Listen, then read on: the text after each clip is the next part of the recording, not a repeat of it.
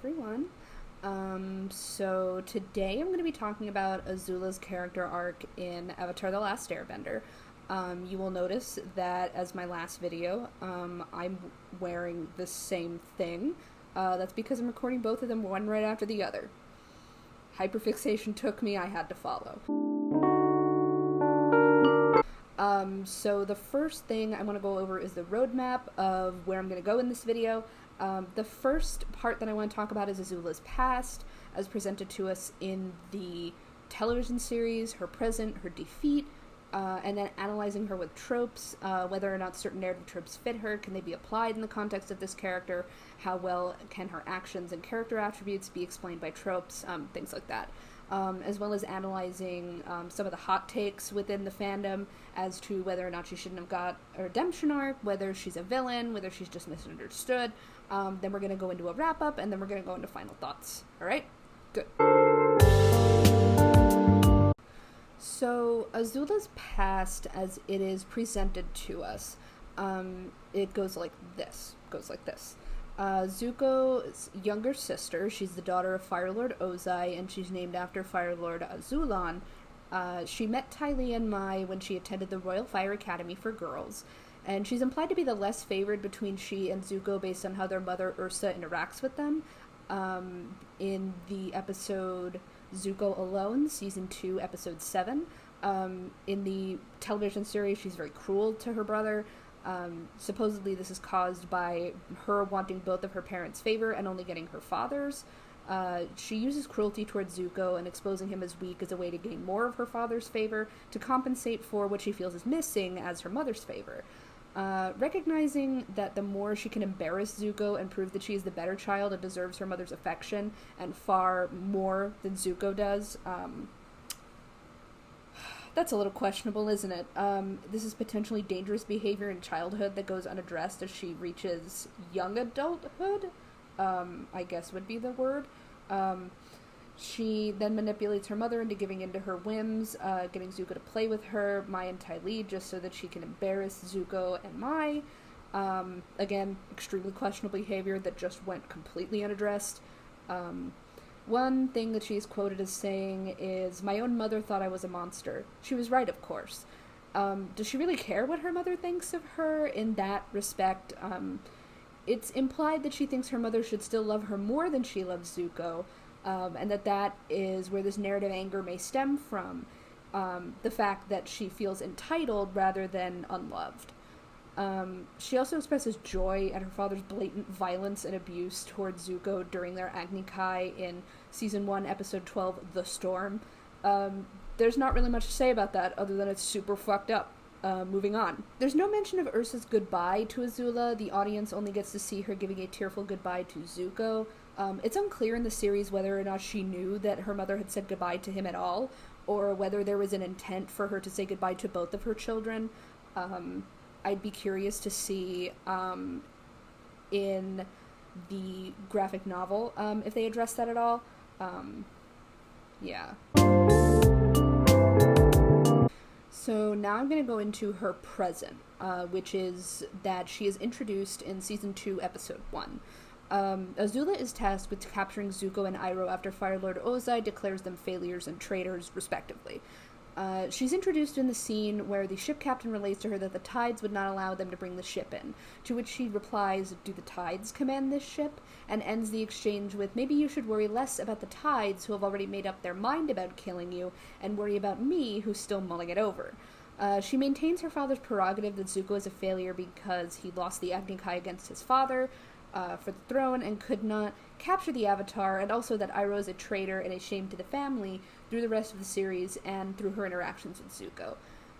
However, she still maintains a kind of friendship kind of relationship with Ty Lee and Mai. She knows enough about Ty Lee to know that she travels with the circus as a performer, and she knows enough about Mai that she is still disinterested in her father's political career and involvement in her family, so much so that she can manipulate them into doing her bidding. She really only calls her friends because they're useful to her in the moment, which calls back to the manipulative behavior that she exhibited in early childhood, especially manipulative of Ty Lee's admiration of her, which frankly I think is a little gay, and I like that. and Mai's crush on Zuko.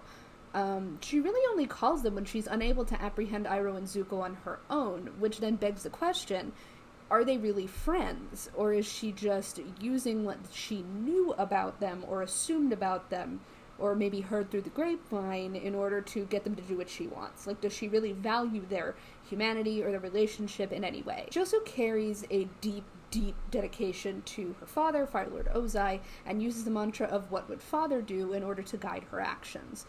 She manipulates Zuko into believing that their father wants to bring them back home and end Zuko's exile.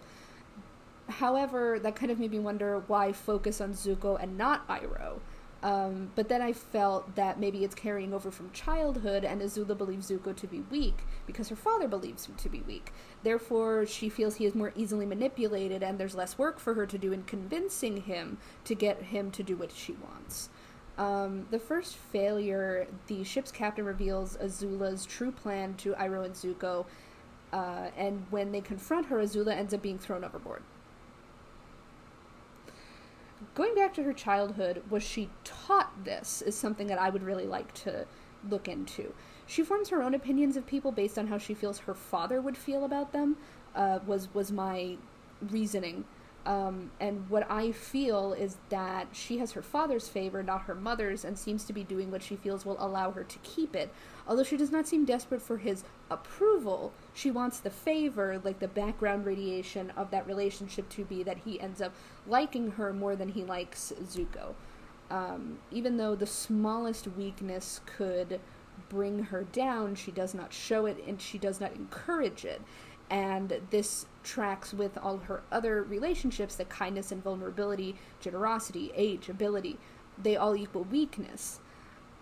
Which is seen when she says, "Can't we just call him grandfather? He's not exactly the We're gonna do that one more time. Can't we just call him grandfather? He's not exactly the powerful firebender he used to be," which is seen in Zuko Alone, Season 2, Episode 7. Azula flourishes under the knowledge that with her father as Fire Lord, she can be given more training to hone her bending skills. She can then bend blue fire and lightning. And all of these things culminate in the understanding that she is aware of the enormous favor that she has under her father. And she uses that in order to gain more training and more strength and more power behind herself in order to get other people to do what she wants. It doesn't really necessarily seem to me as though it's altruistic or that it's very sympathetic. She then overtakes Ba Sing Se, seizing control of the Dai Li and the Council of Five. Why? She separates Katara, Aang, Sokka, and Toph, but if it is the only way to stop them from stopping the Fire Nation colonization, why not then try to kill them, or impose some sort of lifelong prison sentence on them? She gives Zuko credit for possibly killing Aang during her and Zuko's first fight, but then to what end? If he kills the Avatar, what does that mean for him? What does it mean if Azula kills the Avatar? Like, where is the dynamic really holding its weight? And then this ends up holding the death of the Avatar in her back pocket, should she need to throw Zuko under the bus for any reason, which would dishonor him even further if it were proven to be a lie. Which would mean, in my mind, that not only did he not capture him, but he killed him, or he didn't capture him and he didn't kill him, like that being the dishonorable thing.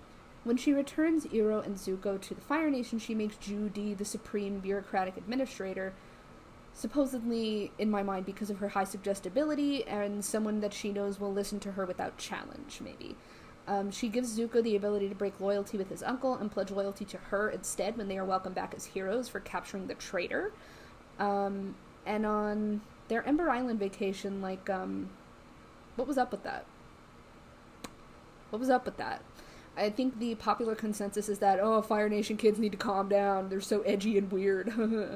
But the way the situation reads is more of a crystallization of Azula's narcissistic and almost sociopathic behavior. She doesn't get what she wants, so she destroys the possibility for anyone to get anything because that is somehow better than somebody else not being able to have what she wants. She expresses pain over her mother's distance while pretending to be someone else. I don't really know about how to feel about this, because on one hand it's a meaningful moment of vulnerability, but it isn't enough for me to read her more positively or more sympathetically because of it. To me, it kind of feels like she's putting on in order to be seen as a sympathetic person, even though she knows that she isn't, or she has some kind of awareness that she isn't. But who knows? The return of them to the Fire Nation, Zuko and Iroh, it suggests that using Sozin's comet to completely bring down and destroy the Earth Kingdom is basically suggesting genocide. That's what she suggests. She uses the information she learned while infiltrating Ba Sing Se to save her family during the eclipse. Yeah. That's... I don't like that. I don't like that very much at all. So, now we're going to talk about Azula's defeat, basically the beginning of the end for her in the television series.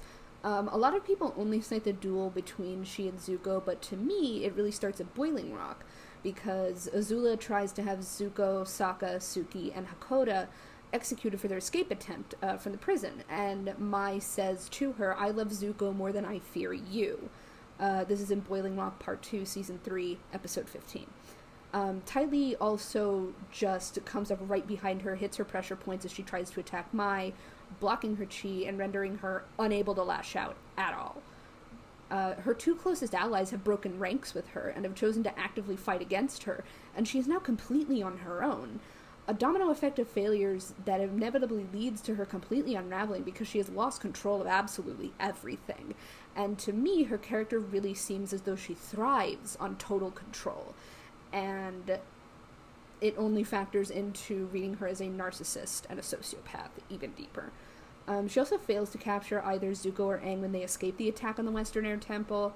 So while she is promised the position of Fire Lord, Ozai announces that he will become Phoenix King, which, within the narrative of the series, is above the Fire Lord. And it seems that her victory, the one thing that she had been working toward under her father's guidance her whole life, has not been taken from her, but has been tainted in some way, that she is not on top controlling the absolute totality of everything. And it was tainted by the very person who primed her to take his place. Therefore, she dismisses all servants, including her personal advisors Lo and Lee. The peak of the defeat was the hallucination of her mother as she attempts to cut her hair. Her mother, who she perceives as weak, says she still loves her, though she is unable to accept this because while she associates her mother and her mother's love with weakness, as well as with Zuko, who received that love, she cannot bear to be associated with weakness. And it destroys her. Everything goes down from there. Zuko's Agni Kai challenge at her coronation really presented this for me. Azula's attacks are basically without any strategy, because she's out of control of everything around her. That pathway in the brain that is like, okay, I'm in control, I can do this, that, and the next thing, and this person will respond this way, and that way, is gone. And when she can't attack Zuko because he is stronger than she expected, she attacks Katara, who she perceives to be weaker than both of them. She then loses to both Katara and Zuko, preventing any kind of path back to power.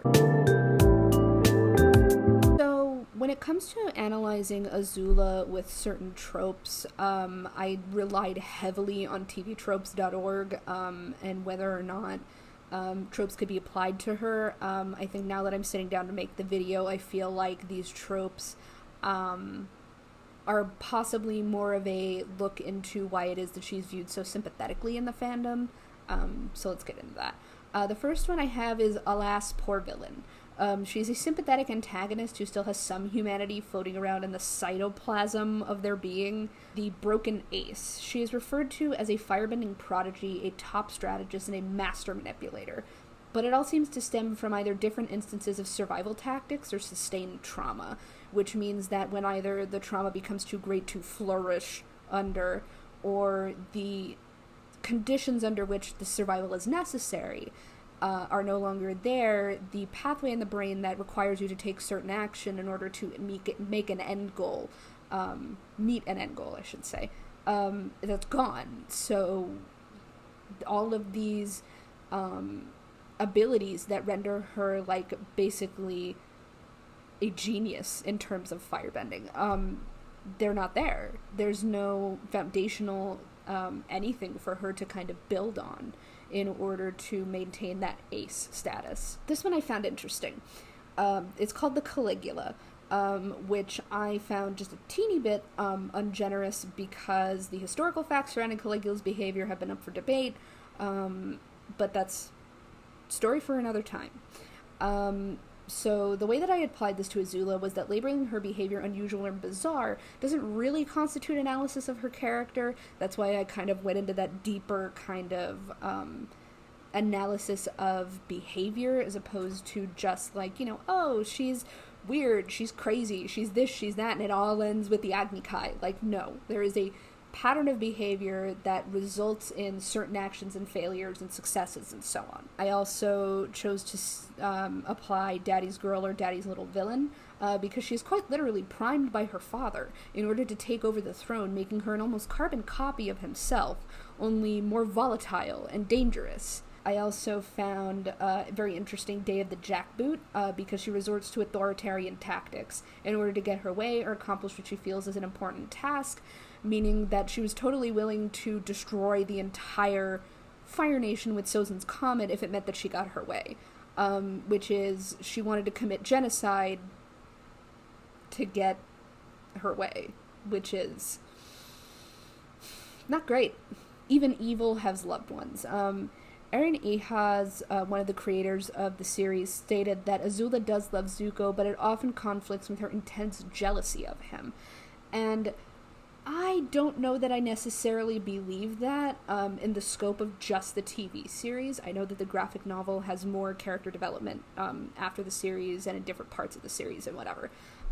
But I just don't believe that the elements of the character are there for her to be viewed with this sympathetic lens, or this sympathetic of a lens, if it makes sense. Like, there should be a little more insight into these moments of vulnerability that she has, instead of let's present her as a total psychopath and just make it sad when she loses, because not only does that present her character as a stereotype and a caricature, but it also kind of has that sense of an unearned ending for her character. Anyway, moving on. I also decided to apply Fallen Princess. Azula had been all but promised the throne when her father either died or stepped down, and her hunger to occupy that position inevitably led to her downfall, because that seemed to be the one thing that she would be in control of after absolutely everything, no matter what it is that she lost. And when she lost control over that was really the beginning of the end. The last one that I wanted to talk about was Ignored Epiphany. She understands why her mother distanced herself from her, yet she doesn't see this as a legitimate reason for her mother to have distanced herself in the first place. Like, to be that self-aware as a character, and then to turn around and be like, well, she still should have left me anyway. Like, it's a very kind of Regina George pre-bus crash mentality. And I'm not sure that I totally vibe with that. So now we're going to get into like one of the last parts that I want to talk about, which is hot takes, hot or not. Instead of dissecting one single take, I'm going to look at the take and then decide whether or not it is a truly hot take.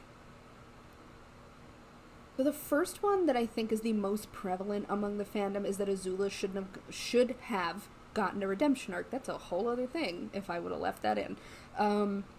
Azula should have gotten a redemption arc. I don't think she should have gotten a redemption arc, but I get where people are coming from when they say this. So here's the reason why I think she should not have gotten a redemption arc. She understood her behavior on some level is not only wrong, but actively causes people to distance themselves from her. She had multiple chances in the narrative of the original TV series to say to herself, "Self? Should I change my behavior in an attempt to empathize with the people around me when I do something that hurts them?" And instead she decided, nah, fuck them. And then she rejected these chances at almost every single turn. The reason why I feel that Zuko got a redemption arc instead of Azula is because he had that moment, and he took that chance. He understood that his actions were enacting violence upon the people who he learned did not deserve it, and did the work to change his behavior as well as make informed attempts to empathize with others and connect with them on a personal level.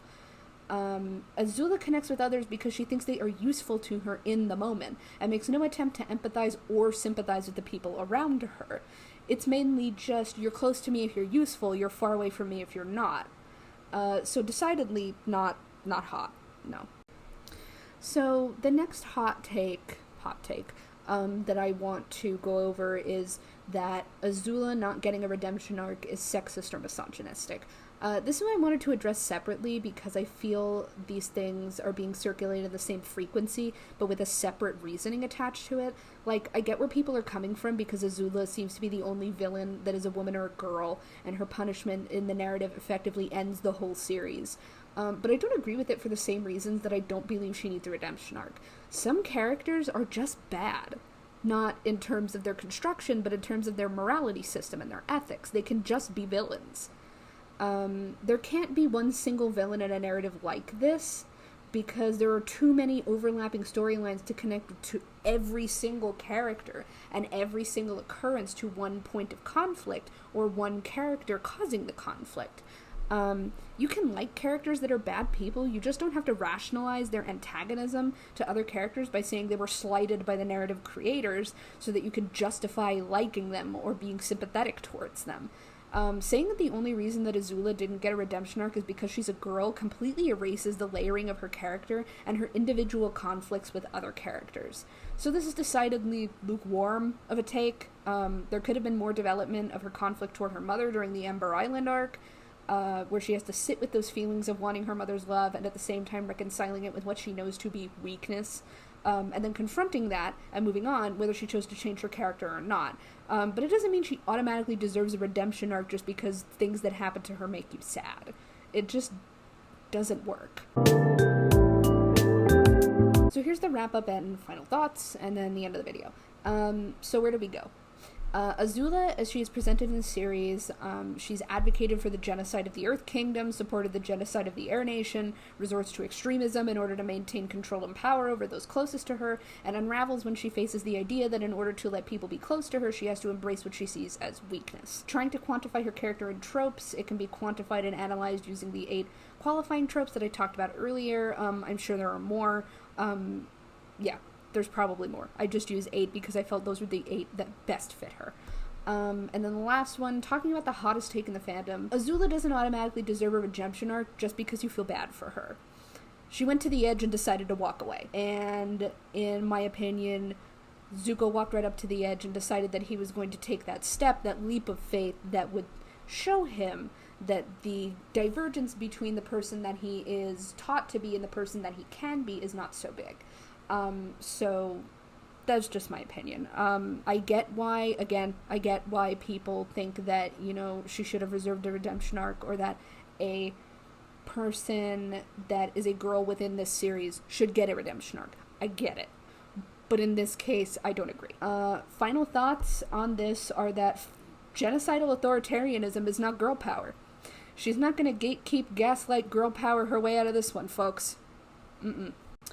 Okay, so that is the end of this video. I'm sure that I'm going to make more for Avatar in the future.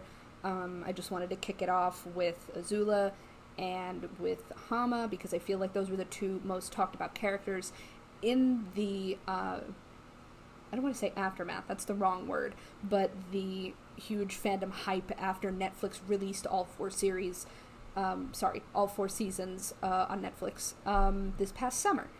So yeah, if you like what you see, if you like my other videos, leave a comment, leave a like, subscribe, hit the little bell button thing when I eventually upload a new one.